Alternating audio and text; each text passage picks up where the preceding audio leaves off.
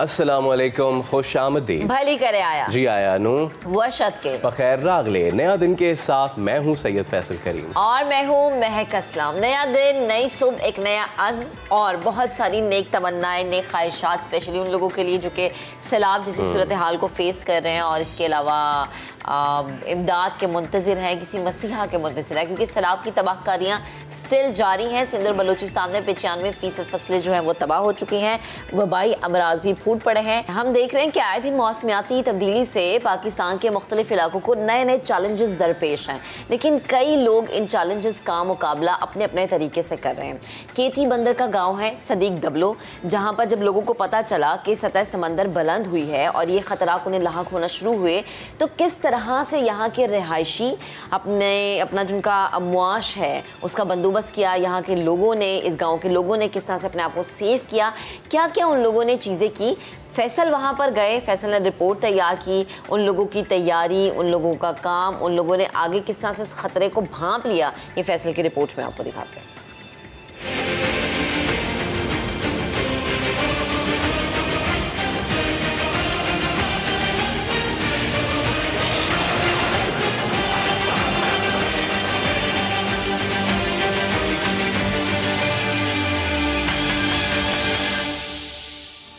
हमारा मुल्क पाकिस्तान, जिसका आलमी माहौलियाती तगय्युर में इतना हिस्सा नहीं जितना हमें नुकसान हो रहा है। कभी ज़लज़ला, कभी सैलाब हमारे शहरों और देहातों को तबाह बर्बाद कर रहे हैं। खासकर हमारे क्रीक एरिया मौसमियाती तब्दीली और सी लेवल राइज की वजह से मादूमी के खतरे से दोचार हैं। पूरे इंडस डेल्टा में सारे लोग जो हैं इसी क्रीक्स एरिया के अंदर ही रहते थे। यहाँ फ्रेश वाटर भी था, यहाँ लोग एग्रीकल्चर भी करते थे और उनके लाइफ स्टॉक भी जो है ना मैंग्रोव्स के ऊपर और उनके एग्रीकल्चर के ऊपर डिपेंडेंट थे। लेकिन जैसे जैसे ये सी लेवल रेज बढ़ना शुरू हुआ, इसके साथ साथ जो है वो लोग माइग्रेट करने लगे इनलैंड साइड्स पे।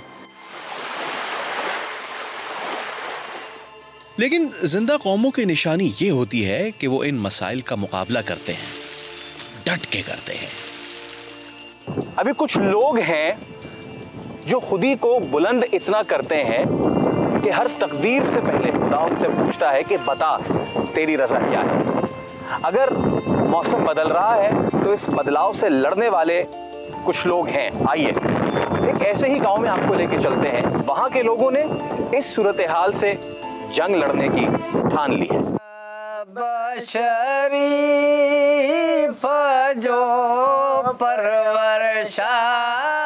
रेजिलियंस और एडेप्टेशन गांव सिद्दीक दबलो के माहीगीरों के वो हथियार हैं जिनकी मदद से वो इस मौसमी जंग का मुकाबला कर रहे हैं। लेकिन ये जंग इतनी आसान नहीं, मसाइल बहुत हैं।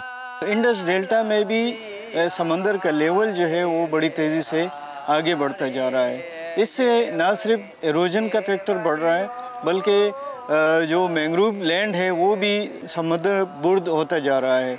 कई गांव समंदर बुर्द होने की वजह से मकीन हिजरत कर गए, लेकिन गांव सिद्दीक दबलो के माहिगीरों ने इस मसले का हल कुछ ऐसे निकाला। जहां एक तरफ टिपन गांव के लोग नीचे घर होने और सतह समंदर के ऊपर उठने की वजह से हिजरत करने पे मजबूर हुए, वहीं पे इस गांव में लोगों ने ये फैसला किया कि वो अपना घर बार नहीं छोड़ेंगे बल्कि इस मौसमियाती तगय्युर से लड़ेंगे। और उसकी एक बेहतरीन मिसाल ये एलिवेटेड प्लेटफॉर्म्स आप देख रहे हैं। ऊंचे घरों का हमें बड़ा फ़ायदा है। इनमें फ़ायदा यह है कि पानी नुकसान नहीं पहुंचाता। दूसरे गांव में दरिया का पानी घरों में घुस जाता है, ज़मीन काट देता है, लेकिन इन घरों में इतना इतना पानी भी आता है तो हम महफूज रहे हैं।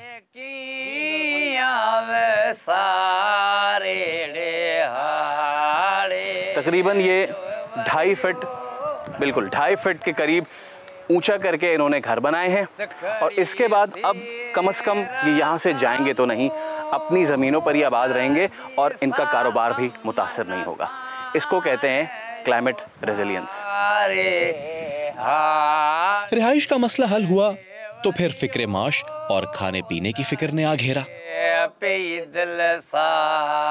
तकरीबन 90-95% लाइवलीहुड इन इलाकों का इंडस डेल्टा के माहीगीरी पे, और माहीगीरी इस सी लेवल रेस से बड़ी मुतासिर हो रही है जी। लेकिन इसका भी शानदार हल देखिए। माहीगीरों ने ताज़ा पानी का जखीरा खत्म होने पर समुद्री पानी के तालाब बना लिए, और इसमें वो कोई मामूली नहीं, महंगी तरीन सुआ मछली यानी क्रोकर फिश की अफजाइश करते हैं। 1 साल हुआ है ताज़ा पानी खत्म हुए, तब से हमने इसको पालना शुरू किया। इस मछली ने हमें बड़ा फायदा दिया है।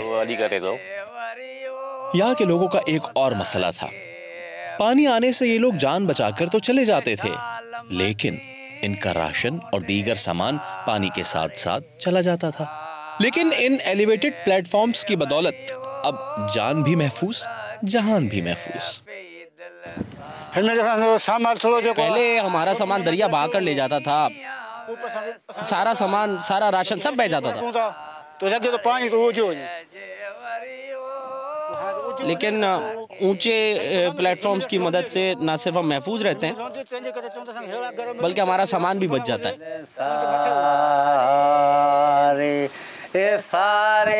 यहाँ अगर समंदर का पानी ऊपर भी आ जाता है हाई टाइड कंडीशन में, तो ये लोग सेफ होते हैं बनिस्बत टिप्पन और दूसरे विलेजेस के।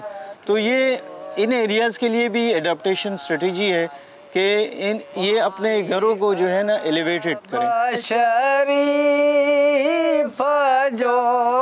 गांव सिद्दीक दबलो के रिहायशियों ने अपना जो रिहाइश का मयार है वो बुलंद कर लिया है, और ये इसीलिए किया है ताकि वो मौसमी तगय्युरात से बच सकें। ये लोग सादा लोग नहीं, मामूली लोग नहीं, ये लोग क्लाइमेट चेंज वॉरियर्स हैं और रेजिस्ट कर रहे हैं मौसम के उन तगय्युरात को जो दीगर गाँव को बुरी तरीके से नुकसान पहुंचा रहे हैं। वहीं इस गांव के लोगों ने फैसला किया है कि अगर मौसम इनके साथ जंग करेगा तो ये भी उसको रेजिस्ट करेंगे। यही है क्लाइमेट चेंज रेजिस्टेंस और यही है सस्टेनेबल डेवलपमेंट, पायदार तरक्की।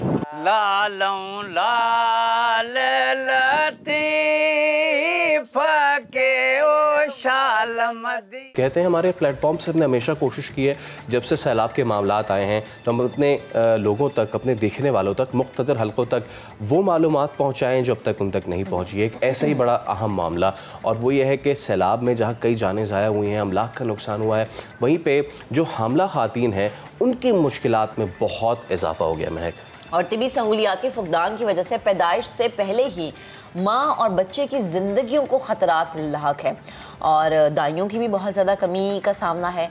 मुतासरा इलाकों में नौज़ायदा बच्चों के मराकज़ भी मौजूद नहीं हैं। एक रिपोर्ट ये बता रही है कि पंजाब और सिंध में हामला ख़वातीन की तादाद 6 लाख से ज़्यादा है, विच इज़ वेरी अलार्मिंग कि खुदा ना खास्ता कुछ हो जाता है, कंट्रोल कैसे किया जाएगा। पॉपुलेशन काउंसिल की रिपोर्ट ये बताती है कि सिंध में हामला ख़वातीन की तादाद 5,11,000 से ज़्यादा है जिन्हें सहूलियात की ज़रूरत है। डेरा गाजी खान में 50,000, राजनपुर में 32,000 से ज़्यादा हामला ख़वातीन कैंप्स में मुकीम हम हमेशा से ये बात करते थे थर के हवाले से कि जी मेल न्यूट्रिशन की वजह से, ग़िज़ा में कमी की वजह से वहाँ बच्चे जो हैं वो उनकी ग्रोथ में रुकावट हो जाती है। लेकिन ये अब देख लें, ये जो सूरत हाल बनने जा रही है बहुत अलार्मिंग है। हमारे साथ डॉक्टर, आप कुछ कहना चाहते हैं? बिल्कुल, मैं ये कहना चाह रही थी कि ये सिर्फ वो ख़वातीन हैं जो प्रेग्नेंट हैं, और वो ख़वातीन जिनके बेबीज़ फीड पे हैं, लाइक वो देखेंगे उनको भी वो ग़िज़ा नहीं मिल रही, तो उनका फ्यूचर क्या होने जा रहा है? एक तो उनकी सेहत और दूसरा फिर उनके बच्चे की सेहत, क्योंकि वो बच्चा तो दुनिया में आ गया और वो माँ के दूध पे तो वो किस तरह से पलेगा। तो डॉक्टर वजीहा रिजवान हमें ज्वाइन कर चुके हैं लॉर्ड स्टूडियो से। अस्सलाम वालेकुम डॉक्टर साहिबा, गुड मॉर्निंग।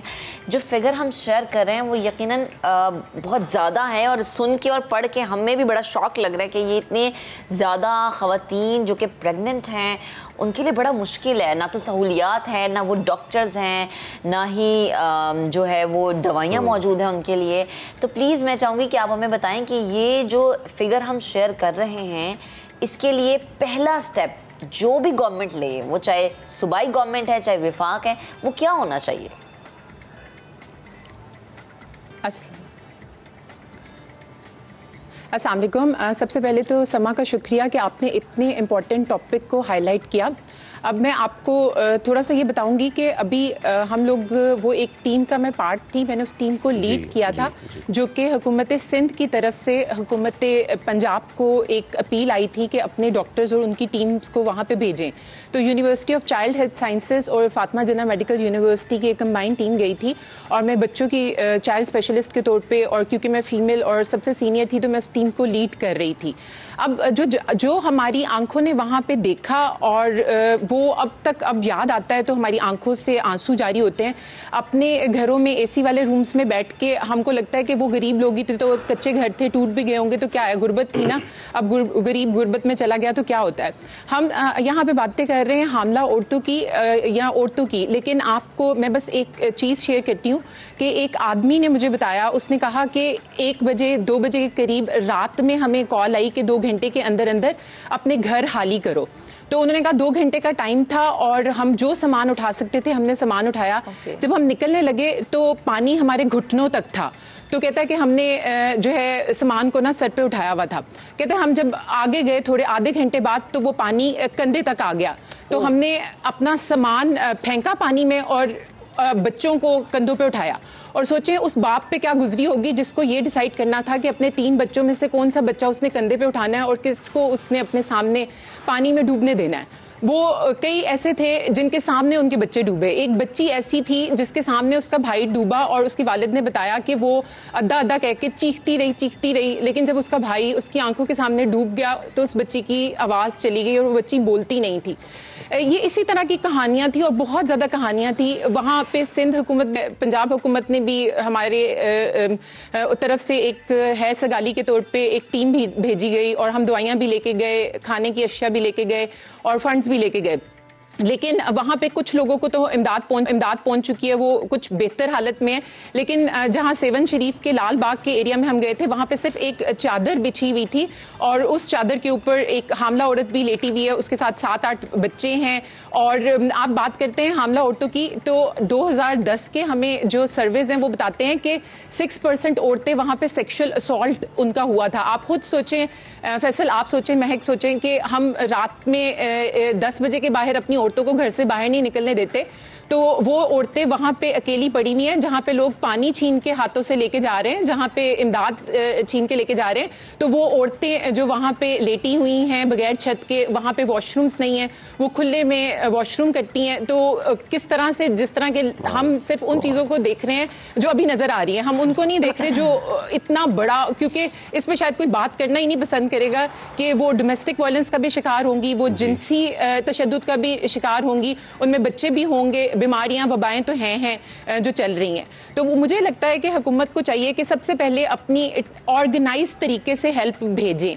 वहाँ पे लोगों ने हमें बताया कि जो जैसे आपने देखा होगा कि टीवी पे आ रहा था कि वो जो हमें एड आई है वो बिक रही है बाजारों में। अब वो क्या हो रहा है कि जब वो हुकूमत के नुमाइंदे या आर्मी कोई एड देने के लिए आती है तो इर्द गिर्द के गिरदो नवाज से वो लोग आ जाते हैं वहाँ पे, वो क्योंकि हट्टे कट्टे होते हैं, ये बेचारे कमजोर से होते हैं, वो छीनादानी शुरू करते हैं और ये बेचारे लोग कहते हैं कि ना तो हमें इमदाद मिलती है, हम डंडे भी खाते हैं। तो वो उन्होंने हमें अपने निशान दिखाए, जो उनको ना इमदाद मिलती है, दूसरे लोग हावी होकर इमदाद ले जाते हैं, ये लोग बदनाम भी हो रहे हैं, मदद और डंडे भी ये लोग खाते हैं। तो एक आदमी ने मुझे यही सजेशन दी कि अगर आप हुकूमत तक, आर्मी से लोगों को बहुत ज्यादा उम्मीदें हैं, वो ये कहते हैं कि 2010 में जिस तरह से CNIC कार्ड नंबर आपका ID कार्ड देखा जाता था और कंफर्म किया जाता था कि आप उस सैलाब मुतासरा इलाके से हैं, तो फिर आपको जो है ना मदद फराहम की जाती थी। तो एक तो ऑर्गेनाइज तरीके से हमें मदद देनी चाहिए, ऊपर से वहाँ पे हाइजीन का कोई ख्याल नहीं है। हमें पोर्टेबल वॉशरूम्स इंस्टॉल करने चाहिए। अभी मैं देख रही थी कि क्रिकेट की टीम आ रही है, तो आप दिखा रहे थे कि ड्रेसिंग रूम है और वॉशरूम है, तो मैं तो बाबर आजम साहब से, वो बहुत डोनेशन करते हैं, मैं उनसे रिक्वेस्ट करती हूँ कि आप 2 लाख का सिर्फ एक पोर्टेबल वॉशरूम आता है, हमारी टीम जो है वहाँ पे शुरुआत करे, वहाँ पे पोर्टेबल वॉशरूम। औरतों को सोचें वो खुले में बाथरूम भी करती हैं, माहवारी भी होती है, किस तरीके से वो रहती होंगी। I am sorry to cut you. एक तो आपने बहुत पार्टिनेंट ये जो सारा मुद्दे उठाए हैं, मैं आपका शुक्रिया अदा करना चाहता हूँ कि आपने ये वाली भी हमें दिखाई। लेट मी मुझे एतराफ़ करने दे कि शायद हमने इस तरफ सोचा भी नहीं था। आपने जो नक्शा खींच दिया, मुझे ऐसा लग रहा है आपने 1947 का नक्शा खींच दिया, जहाँ लुटे पिटे काफ़िले आ रहे थे और उनके साथ जो ज़्यादती हो रही थी। बहुत ही खौफनाक आपने ये सूरत हाल खींची है। अब इस तमाम तर सूरत हाल में जो बेचारी माएँ हैं, जो या तो बच्चों को जन्म देने जा रही हैं या फिर जन्म दे चुकी हैं, उनके लिए, क्योंकि you have been there on the ground zero, आपने ये सूरत हाल अपनी सारी एक्सप्लेन की। अब किस तरीके से इनके काम आया जाए, किस तरीके से स्पेसिफिकली इनकी मदद की जाए? फैसल, वही वाली बात कि पहले हाइजीन को बेहतर करें, वॉशरूम्स इंस्टॉल करवाएं, साफ़ पीने का पानी मुहैया किया जाए। जो प्रेग्नेंट लेडीज़ हैं उनको वैक्सीनेशन की ज़रूरत पड़ेगी, टेटनस वैक्सीन की ज़रूरत पड़ेगी।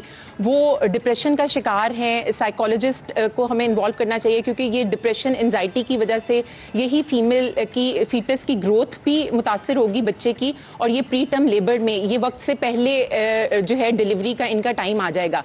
अगर हम हेल्थ यूनिट सेट कर सकते हैं तो वो हमें मोबाइल हेल्थ यूनिट सेट करने चाहिए।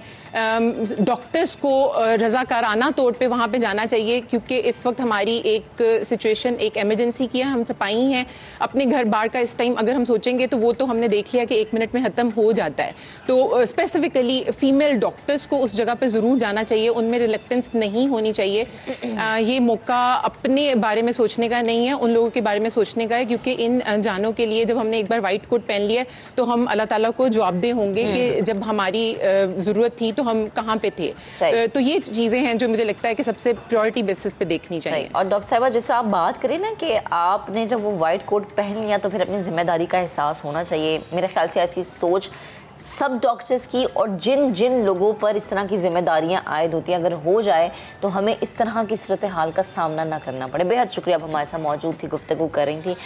हैं सैलाब के बाद पाकिस्तान की आधी आबादी को ग़ज़ाई क़ल्लत का ख़तरा लाहक हो गया है। ये वो चीज़ें हैं जो हम आहिस्ता आहिस्ता आपको बता रहे हैं, ताकि पता चले कि क्या क्या ख़तरात या आफ्टर शॉक्स हैं जिनका हमें सामना करना पड़ सकता है। सिंध और बलूचिस्तान में तकरीबन 95% फसलें तबाह हो चुकी हैं। मुल्क का 70% फूड बास्केट तकरीबन तबाह हो गया है। तफसीलात जानेंगे हेड ऑफ समा इन्वेस्टिगेशन यूनिट जाहिद गशकोरी की रिपोर्ट में। बदतरीन सैलाब ने जिंदगियां तो निकली ही, जिंदा रहने वालों की खुराक भी निकल गया।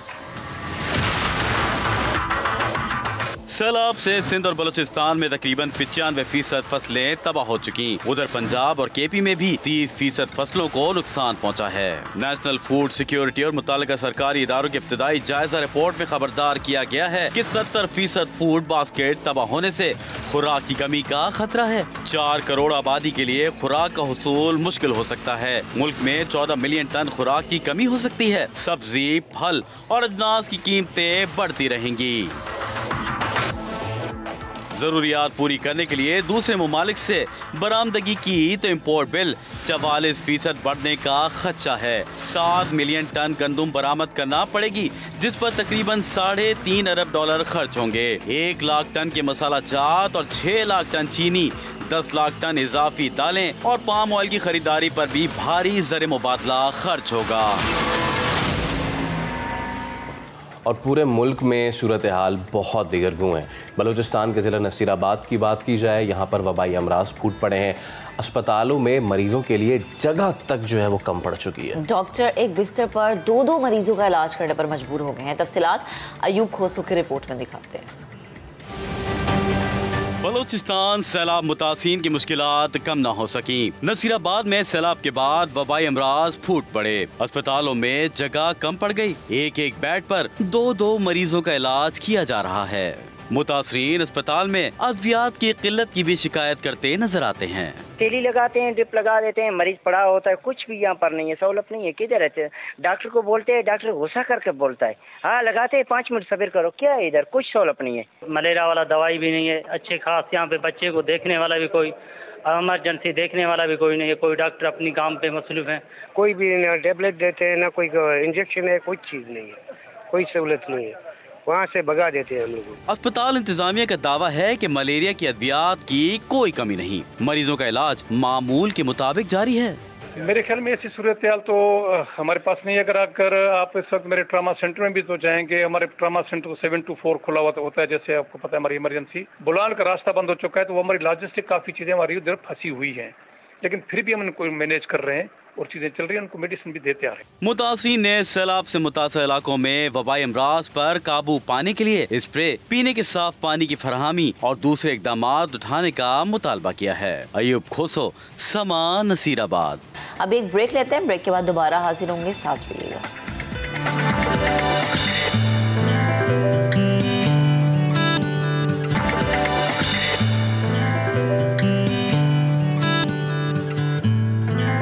डेंगू के डंक तेज हुए तो सबसे ज़रूरी और अहम जो दवा है वो है पैरासीटामोल, जो हमने देखा कि मेडिकल स्टोर से गायब हो गई है, ब्लैक में फ़रोख्त होने लगे। यानी कि वही बात हुई ना, जिस चीज़ की ज़रूरत मार्केट में होती है वो चीज़ ब्लैक में फ़रोख्त होना शुरू हो जाती है। कराची हो, रावलपिंडी हो, इस्लामाबाद हो, लाहौर हो, सिर्फ मैं कराची की बात नहीं करी, डेंगू के वार पूरे मुल्क में इस वक्त तेज़ हो चुके हैं।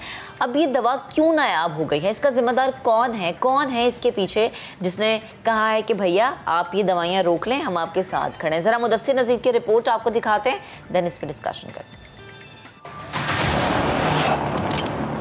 कराची समेत सिंध भर में मॉनसून का सीजन तवील होने से डेंगू के केसेस बढ़ते जा रहे हैं, लेकिन इस बीमारी के इलाज को भी मुनाफाखोरों ने अपनी कमाई का जरिया बना लिया है। पैरासीटामोल और दीगर दवाओं की किल्लत पैदा करके इसे ब्लैक में मुंह मांगे दामों में फरोख्त किया जा रहा है, जिसके खिलाफ महकमा सेहत ने कार्रवाई करते हुए कच्ची मार्केट से पैरासीटामोल की जखीरा की गई 2.5 लाख गोलियां बरामद कर ली हैं।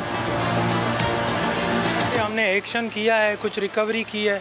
ये कुछ छोटे मोटे जो मुनाफाखोर हैं उनकी वजह से ये चीज़ें स्टॉक हो रही हैं और इंशाल्लाह हम इसको कर्ब कर देंगे, ख़त्म कर देंगे। महकमा सेहत की ये कार्रवाई आटे में नमक के बराबर है, क्योंकि शहरियों को डेंगू बुखार में तजवीज़ की जाने वाली तमाम दवाएं मुंह मांगे दामों में खरीदना पड़ रही हैं। तमाम फीवर में जो सबसे ज़्यादा कॉमन यूज मेडिसिन है वो पैनाडोल है, और पैनाडोल मार्केट में नहीं है। ब्लैक में मिल रहा है, 80 रुपए का एक पत्ता दिया उसने हमें पैनाडोल का, जो मैक्सिमम 15 से 16 रुपए का मिलता था। तमाम बुखार उतारने वाली अद्वियात मार्केट में शॉर्ट है। बुखार की महंगी दवाई फरोख्त करने वाले इसका जिम्मेदार थोक फरोशों की जखीरा अंदोजी को समझते हैं। अब ये बताएं मुझे कि कौन से तुक में 845 का डब्बा है यार, हम मोहल्ले में बेचते हैं तो लोग झगड़े कर रहे हैं हमसे कि यार ये कितना महंगा क्यों बेच रहे हो तुम लोग। होलसेल मार्केट के दुकानदार का दावा है कि डॉलर के रेट बढ़ने से दवाई महंगी हो रही है। इसका आप एवरेज निकालेंगे तो पैनाडोल ऑलरेडी 550 रुपए की दुकानदार को पड़ती है, और तकरीबन 1.5 से 2 महीने हो गए कंपनी के पास स्टॉक नहीं है। कंपनी को स्टॉक लिखवाते हैं, वो बोलते हैं हमारे पास स्टॉक है नहीं, हम आगे से बना नहीं रहे। डेंगू को लगाम डालने वाली दवाओं की किल्लत खत्म करने के लिए महकमा सेहत की जानिब से बरवक्त इकदाम नहीं उठाए जा रहे, जिसकी वजह से न सिर्फ कराची बल्कि सैलाबज़दा इलाकों में मुतासरीन की जिंदगी भी दाव पर लग गई है। कैमरामैन अली मुशर्रफ के साथ मुदस्सिर नज़ीर, समा, कराची। इस पे हम बात करते हैं। हमारे साथ मोहम्मद मंसूर दिलावर साहब, chairman Pakistan pharmaceutical manufacturing association मौजूद हैं। सर अस्सलाम वालेकुम, बहुत शुक्रिया आप गुफ्तगू कर रहे हैं। ये असल क्या इसके पीछे रीज़न है कि जब भी कोई इस तरह की सूरत हाल आती है, अभी कोरोना में कोविड अभी ज़्यादा दूर नहीं गया, हमने देखा कि किस तरीके से मास्क पे ये सारा हुआ था काम, तो अब दोबारा से हम ये देख रहे हैं, इस पे कोई एक्शन वगैरह लिया जाएगा? जी बहुत शुक्रिया। देखिए अभी आप डिफरेंट शॉप पे भी गए, केमिस्ट के पास भी गए, उन्होंने शॉर्टेज की बात की। इस शॉर्टेज के पीछे एक हिस्ट्री है, और हिस्ट्री खासकर जो पैरासीटामोल की मेडिसिन जो बुखार की है, इसमें इशू ये बन रहा है कि अभी तक जो सूरत हाल है वो ये है कि लास्ट मंथ समरी गई थी कैबिनेट में, ड्रैफ्ट में हमसे डिस्कस करके उस पैरासीटामोल की प्राइस ₹1.70 से ₹2.67 अप्रूव कर दी। सिर्फ समझे कि 70-80 पैसे का फर्क है। ठीक है। और उसमें कैबिनेट ने लास्ट मंथ उसको रिजेक्ट कर दिया। अच्छा, वो समरी दोबारा 2 दिन पहले गई कैबिनेट में, और इस वक्त बता दिया गया कि क्योंकि ये मेडिसिन की कास्ट बढ़ गई है, और इसका बैकग्राउंड ये है कि आज से 6-8 महीने पहले, साल पहले पैरासीटामोल का जो रॉ मटेरियल था वो 600 रुपये पर केजी था। आज वही 2400 रुपये पर केजी है। उसके पीछे ज़ाहिर डॉलर बढ़ा और बहुत सारे इफेक्ट हैं जो हम पहले भी डिस्कस कर चुके हैं। तो 4 टाइम रॉ मटेरियल जब बढ़ गया तो दवा बनाने वाले जितने भी हमारे जो पैरासीटामोल बनाने वाली कंपनीज हैं उनसे सबसे डिस्कशन हुई। उन्होंने ये बताया कि हर टेबलेट के पीछे अगर हम उस प्राइस पे जो देखें ₹1.70 हमें प्राइस मिली है, तो 15% हम डिस्काउंट देते हैं, केमिस्ट का 10% हम डिस्ट्रीब्यूटर को डिस्काउंट देते हैं और 1 रुपये 30 पैसे में मार्केट करते हैं और हमारी अपनी कॉस्ट जो है वो 2 रुपये 30 पैसे में करी गई है। तो इसका मतलब हर टेबलेट के पीछे 1 रुपया लॉस हो रहा है। अच्छा, यहाँ तक था पीछे सिलसिला कि जो मेन कंपनी है जिसका ब्रांड है, जिसका भी आप नाम ले रहे थे, वो मल्टीनेशनल कंपनी है, उनको पीछे से आर्डर था कि आप बनाते रहें, लेकिन एक स्टेज पे लास्ट मंथ जब उनके सीईओ से मेरी बात हुई तो उन्होंने कहा हमें पीछे से आर्डर आया कि आप प्रोडक्शन बंद कर दें, क्योंकि हम 45 करोड़ टेबलेट पर मंथ बनाते हैं, तो 1 रुपये के हिसाब से 45 करोड़ रुपये पर मंथ हमारा लॉस हो रहा है, जिसकी वजह से अब फर्दर हम इसको नहीं बना सकेंगे। तो लास्ट मंथ से बेसिक जो 80% 85% शेयर है वो पैनाडोल का है, पैरासीटामोल में। लास्ट मंथ से जब वो बननी बंद हो गई तो दूसरी कंपनी पहले पैरासीटामोल बहुत कम बना रही थी और लास्ट की वजह से वो भी नहीं बना पा रही थी, जिसकी वजह से ये हुआ कि वो बनानी जब बंद हुई तो मार्केट में जो थोड़ा बहुत पिछला स्टॉक है वो तो अवेलेबल है, फर्दर ये स्टॉक नहीं आएगा। और जिस तरह आपने फरमाया कि डेंगू इस वक्त अरीज पे है, इसकी बुखार शराब की वजह से बहुत ज़्यादा है, मलेरिया अरूज पे है। अच्छा, डेंगू में ज़्यादा प्राइस भी पैरासीटामोल है, ये आपको पता होगा। डॉक्टर जो है वो किसी सूरत में भी वो दूसरी मेडिसिन एंटीबायोटिक डेंगू में नहीं देता, तो सिर्फ बुखार कंट्रोल करने के लिए वो कहता है पैरासीटामोल कंट्रोल करो। तो अभी हम रिक्वेस्ट की, हमने सेक्रेटरी हेल्थ से भी मुलाकात की, वो भी कन्विंस है कि प्राइस बढ़ जानी चाहिए, हमारे हेल्थ मिनिस्टर हैं वो भी कन्विंस है कि प्राइस बढ़ जानी चाहिए, लेकिन कैबिनेट से ये 2 दफ़ा रिजेक्ट हो चुकी है, जिसकी वजह से ये इशू बना हुआ है, जिसकी वजह से ये शॉर्टेज है। तो शॉर्टेज इस वजह से नहीं कि कोई वसीला कर रहे हैं, शॉर्टेज इस वजह से कि पीछे से बननी बंद हो गई है। ओके, अच्छा, ये मंसूर साहब मैं आपको बताऊं, हमने ये इशू भी अपने शो में उठाया, ठीक है, ये जो आप कह रहे हैं ना, और ये आज से महीना पहले 2 महीने पहले की ये बात है, जिस वक्त आप लोगों ने ज़रूर कैबिनेट को भी बताया था कि ऐसा होने जा रहा है, अखबारों में भी ये चीज़ छपी थी, ये बात अपनी जगह बिल्कुल ठीक है, लेकिन अगर कहीं पे इस तरीके की होर्डिंग हो रही है, इस पे तो नज़र करम थोड़ी सी होनी चाहिए ना, यकीनन पीछे से भी है, लेकिन हमने जो चीज़ दिखाई वो आपने भी देखी कि किस तरीके से वहाँ पर डब्बे के डब्बे भरे हुए और उसको रिलीज़ नहीं किया जा रहा है, इस पर थोड़ा तो देखना चाहिए ना। देखिए, ये जो स्टॉकिस्ट है उसके बारे में तो मैं कोई राय नहीं दे सकता, लेकिन मैंने कहा ना जब बन ही नहीं रहा पीछे, लेकिन जहाँ तक बात है कि आप ये देखें कि 70 पैसे अगर बढ़ा दी जाती प्राइस या 80 पैसे बढ़ा दी जाती, तो अब या तो ये इम्पोर्ट होके आएगी या स्मगल होके आएगी, वो 5 टाइम 10 टाइम बिकेगी। अभी तो थोड़ी बहुत मार्केट में मौजूद है, लेकिन हम यही गुजारिश करेंगे आपके प्रोसेस से कि कम अज़ कम, मैं इस वक्त आपको बता दूँ कि 100 के करीब ऐसी प्रोडक्ट है जो लो प्राइस की है, जिनकी बहुत कम प्राइस मिली हुई है कंपनीज को, डॉलर बढ़ने की वजह से, पेट्रोल बढ़ने की वजह से, इंटरनेशनली फ्रेट बढ़ने की वजह से, इंटरनेशनली रॉ मटेरियल की प्राइस भी बढ़ने की वजह से वो प्रोडक्ट इस वक्त वाइबल नहीं रही। इसमें एंटी टीबी मेडिसिन भी है, जिसमें ब्लड प्रेशर की मेडिसिन भी है, जिसमें आप देख लें इन दिनों ज़्यादातर आपका डायरिया का प्रॉब्लम है, डायरिया की मेडिसिन है, इसी तरह टीबी की मेडिसिन है। ये वो मेडिसिन है जो जिनकी मार्केट में, क्योंकि बगैर क्योंकि डेंगू इस वक्त बुखार का बहुत ज़्यादा है, तो पैरासीटामोल का इशू बना हुआ है। हमने रिक्वेस्ट ये की थी गवर्नमेंट को कि हमें क्रॉस द बोर्ड आप कम अज़ कम इतनी प्राइस छूट दे दें कि हम कहते हैं कि हमें प्रॉफिट न दें, लेकिन जो हमारी कॉस्ट पड़ती है उन प्रोडक्ट की उतनी प्राइस छूट दे दें। मंसूर साहब, कतर कलामी की माजरत, वैसे मुझे बड़े अफसोस के साथ ही कहना पड़ रहा है कि आपकी रिक्वेस्ट भी उसी टाइम पे गई जिस टाइम पे डेंगू ने बहुत ज़्यादा सर उठाया हुआ है और जिस टाइम पे लोगों के मरने की तादाद में इजाफा होता जा रहा है। अफसोसनाक सूरत हाल है, क्योंकि हर कोई सिर्फ अपना मफाद देख रहा है, आप लोग अपना देख रहे हैं, और जो आप कह रहे हैं कि गवर्नमेंट की तरफ से अभी तक हमें कोई जवाब नहीं आया या वो मंजूर नहीं हुई या हमने भेजा और उस पर जवाब नहीं आया, पिस आवाम रही है। आप मुझे ज़रा शॉर्टली ये बताइएगा कि इसका सल्यूशन क्या है? आवाम इसी तरह से मरती रहेगी, दुकान पे जाती रहेगी, पैरासीटामोल नहीं मिलेगी, जबकि डब्बे पीछे पड़े हुए हैं, भरे हुए नज़र आ रहे हैं, लेकिन वो ये कहते हैं जी दवाई पीछे से नहीं आ रही। तो इसका हल क्या लगता है बहैसियत, अगर आप इस चीज़ से हटके कि आप चेयरमैन पाकिस्तान फार्मास्यूटिकल हैं, इस चीज़ से हटके अगर मैं पूछूँ तो आपको क्या लगता है इसका हल क्या है?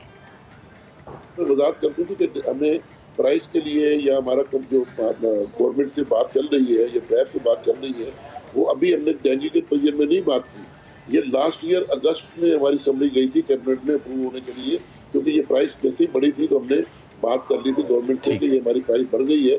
और इसका मकसद ये है कि लास्ट ईयर अगस्त से लेके 1 साल और 2 माह हो गए जो हमारी प्राइस इंक्रीज हुई है, फास्ट इंक्रीज हो गई है। तो अभी हमने प्राइस की बात नहीं की थी और ना ही हम मंसूर साहब, वो आप कह रहे हैं लास्ट ईयर अगस्त में आपने बात की और ये अगस्त गुजर चुका, यानी 1 साल होगी। शॉर्टेज का सामना तो भी करना पड़ रहा है जब ज्यादा जरूरत है।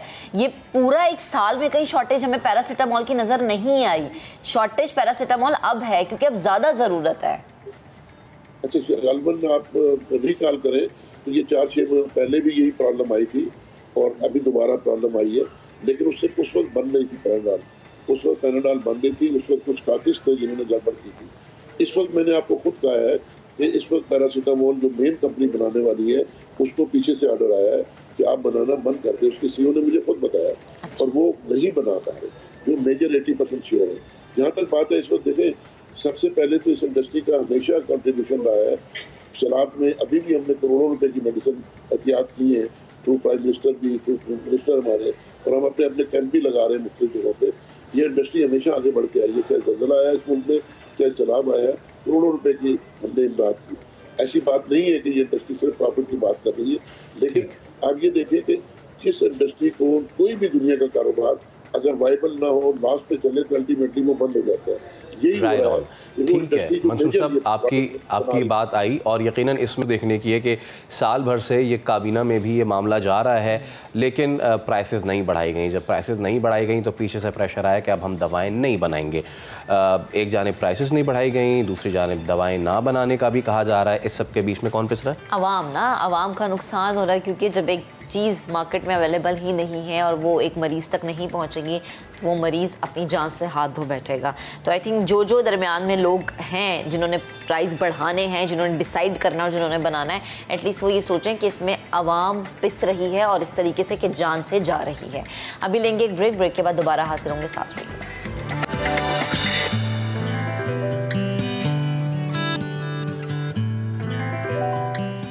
Welcome back once again. हम बात करें आटे की शॉर्टेज की या फिर उसकी बढ़ती हुई कीमतों की, और जब कीमतें बढ़ जाती हैं तो आवाम की पहुंच से आटा हो या कोई सब्जी हो या गोश्त हो, पहुंच से आवाम की दूर हो जाता है।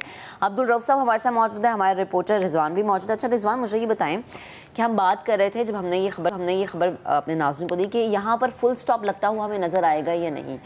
मैं बड़ा शॉर्टली कमेंट चाह रही हूँ आपसे, चूँकि जैसे फैसल ने कहा कि सैलाब की सूरत हाल है, ये रीज़न भी बाद में बना दिया जाएगा, तो कहीं पर अब हम ये सोचें कि ये कीमतें मज़ीद बढ़ेंगी, कम नहीं होंगी। ऐसा ही है, बिल्कुल ऐसा ही है। देखें, जब 100 रुपये सरकारी कीमत गंदम की हो जाए तो आटा फिर कैसे नीचे आ सकता है? आप ये तो मतलब मैं लिख के आपको देने को तैयार हूँ कि आटा 135 रुपये 140 रुपये से नीचे नहीं बिकेगा, जो इस वक्त सूरत हाल है। क्योंकि हम पहली शॉर्टेज पे भी खड़े हुए, गंदम की 7-8 लाख टन की वैसे ही शॉर्टेज है। फिर सिंध हुकूमत ने जो है ना वो अपनी जो ज़ख़ीरा करते हैं, महफूज ज़ख़ायर बनाते हैं गंदम की, वो काम भी ठीक से नहीं किया। ये कहानी शुरू होती है आज से 3-4 महीने पहले से, जब हुकूमत सिंध को जो है वो गंदम ज़ख़ीरा करनी थी, किसानों से ख़रीदनी थी, और उन्होंने इस सिलसिले में ज़िला बंदी लगाई। ज़िला बंदी लगा के उन्होंने इतना मतलब देर लगाई, नाअहली उनकी ये है कि वो प्रोक्योरमेंट शुरू नहीं कर सके, पूरी मुकम्मल नहीं कर सके वक्त पे अपनी, और ज़िला बंदी लगाए रखी इसके लिए। और कराची में इसकी वजह से आटा महंगा होता रहा, क्योंकि वहाँ से कराची में तो गंदम होती नहीं है, इंटीरियर सिंध से गंदम आती है, तो जो ट्रक आ रहे थे वो चोरी छुपे आ रहे थे, रिश्वत ज़्यादा दे के आ रहे थे, उनका रेट बढ़ रहा था। अब सूरत हाल सैलाब की आ गई है। अब सैलाब की सूरत, मैं आपको देखें इसमें एक बुनियादी बात ये, हुकूमत ने इतना ऐसा अचानक ऐसा फैसला किया क्यों? ये तो मतलब सोचने वाली बात है ना। करोड़ों की आबादी का जिस फैसले से ताल्लुक है वो 4 बंदे बैठ के कर ले और आटे के रेट इतने बढ़ जाए, लोगों की जेबों से अरबों रुपए निकल जाएंगे। महंगाई का आलम क्या होगा जो पहले इस वक्त 42 पे खाने पीने की चीज़ों की पहुंच चुकी है। तो ये मैं आपको बताता हूँ क्यों किया है। हमने रब्ता किया लोगों से, स्टेक होल्डर से, फिलार मिल से, आटा डीलर से, होलसेलर से। मैंने कहा ये फैसला कैसे हुआ है? बढ़ता है 5 रुपये बढ़ते हैं सपोर्ट प्राइस, 10 रुपये बढ़ती है, 45 रुपये केजी। ऐसा तो पाकिस्तान की तारीख में नहीं हुआ। पाकिस्तान का सबसे महंगा तरीन आटा कराची में फरोख्त हो रहा है। क्यों? ये सब है क्या? गेम क्या है?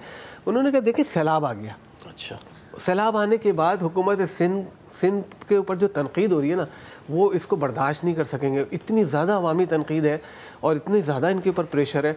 नहीं तो अवामी तनकीद में उन्होंने ये किया कि आटे की प्राइस बढ़ा दी। नहीं, उसका मतलब क्या? मैं बता रहा हूँ आगे। वो ये किया कि वो पानी नहीं निकाल सकते, नाअहली है। अच्छा। वो उन्होंने पहले से वो काम नहीं किया जिसकी वजह से ये नुकसान सैलाब के कम होते। ठीक है, अब उन्होंने इतनी कीमत बढ़ाई गंदम की कि लोगों के लिए एक अपॉर्चुनिटी बन गई है। अब वो इसमें एक बहुत अच्छा मुनाफा कमा सकते हैं। तो लोग खुद अपनी ज़मीनों से पानी निकालेंगे, ज़मीन को जल्दी तैयार करेंगे, बीज बोएंगे, गंदम उगाएंगे ज़्यादा से ज़्यादा, ताकि इनके ऊपर जो बहरान गंदम का पैदा हो, लोगों से मज़ीद इनके ऊपर तनकीद ना आए। अच्छा अरूफ साहब, आखिर में ये बताइए, लोगों को भी पता है कि क्या हो रहा है, क्यों हो रहा है, कैसे हो रहा है, लोग सबसे ज़्यादा ये इंटरेस्टेड है जानने में कीमत कहाँ जाके रुकेगी नहीं रुकेगी। देखिए, अगर ये इन लोगों ने वापस नहीं लिया ना, ये जो 100 रुपये का फैसला है, एक इनको कोई बताने वाला हो कि इन्फ्लेशन के हिसाब से कर लें, डॉलर जितना बढ़ा है उसके हिसाब से कर लें, तो भी 10 रुपये बढ़ा सकते हैं, 12 रुपये बढ़ा सकते हैं। इस तरह का तूफ़ान नहीं ला सकते। जब देखें, किसी भी ताजिर बरादरी को नफ़ा चाहिए। हम गवर्नमेंट ऑफ सिंध से, गवर्नमेंट ऑफ पाकिस्तान से ये मैं अपील करूंगा अपने तवस्सुत, आपके टीवी की तवस्सुत से, कि उन्होंने 8 लाख मेट्रिक टन का अलाउ किया है प्राइवेट इम्पोर्टरों को, उसको तकरीबन 35 लाख टन कर दिया जाए, ताकि प्राइवेट इम्पोर्टर भी कंपटीशन में आए। वो जाहिर सी बात है कि वो अपना जहाज लेके घर नहीं बैठेगा, बिल्कुल वो भी बेचेगा। अब गवर्नमेंट ने अपने हाथ में ही रखनी है ऐसी चीज़ें और संभाल भी नहीं पा रहे, तो प्राइवेट सेक्टर को भी इसमें इन्वॉल्वमेंट की जाए। बिल्कुल। दूसरा, आप ये समझ रहे हैं कि हम सिर्फ गवर्नमेंट को तनकीद कर रहे हैं, ऐसा नहीं है। देखिए, हमारे फ्लोर मिल भी माफिया इसमें इन्वॉल्व है। ऐसा नहीं है कि हम वन साइडेड बात करें। अब जैसे आप पंजाब में बात कर रहे हैं, पंजाब में जो प्राइस है ना कोटे की, वो तकरीबन 52 रुपये 53 रुपये है। और यहाँ देखिए, कोटे की यानी जो गवर्नमेंट कोटा देती है, हमारे यहाँ जो कोटा दिया जाएगा वो अक्टूबर में दिया जाएगा। मैं आपके टीवी के तवज्जुह से ये भी कहूँगा कि इस रेट को रोकने का एक वाहिद तरीका है कि जो अक्टूबर में आपने कोटा देना है, विदिन आप 24 घंटे के अंदर इसको इशू करें और एक ऐसी प्राइस दें ताकि 60 रुपये हो, 65 रुपये हो, ताकि ये आटा 75 में बिके। अब हमारे अलमिया ये है कि देखें, जो 56 रुपये में वहाँ मिल रहा है ना, वो भी कोई कम नहीं बिक रहा है, वो भी 87 रुपये बिक रहा है पंजाब में। अगर कोटे को रोक लिया जाए तो 75 में बिक सकता है, या देखें उसके लिए भी इकदाम उठाने पड़ेंगे। जैसे पंजाब में भी बेलगाम छोड़ा हुआ है। अभी आप मेरी बात सुन लें थोड़ी सी। 56 रुपये है। एक जब गंदम आती है ना, जिसको वॉश किया जाता है, एक वॉशिंग मशीन में डाला जाता है जिसमें 4 घंटे वो रहती है।